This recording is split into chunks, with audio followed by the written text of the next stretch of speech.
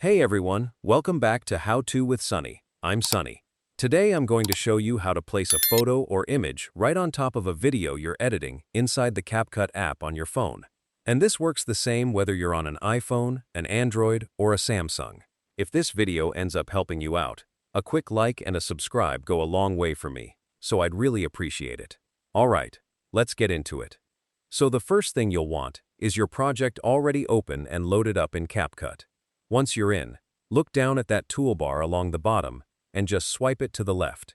The option we're hunting for is called Overlay. Go ahead and tap Overlay and then tap Add Overlay. That's going to take you into your photos. Now, one thing that might pop up here, you may see a message asking you to head into Settings to give CapCut access to your photos.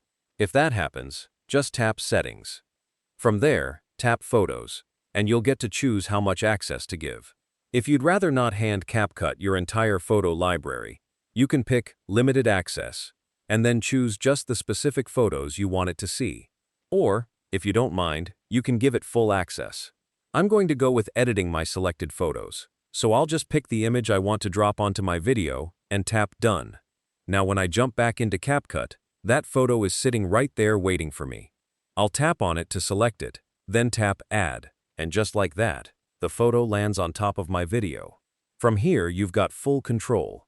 You can drag the photo around to reposition it wherever you like. Pinch your fingers together to shrink it down to the size you want, and you can even pinch and rotate to tilt it at whatever angle looks good. Now let's say you want the photo to appear at a specific moment, not the whole time. Down in the timeline at the bottom, just press and hold the photo, and then slide it left or right. Drop it wherever you want, and that's exactly when it'll show up in your video. Once you've got it positioned the way you like and timed where you want it, go ahead and hit play.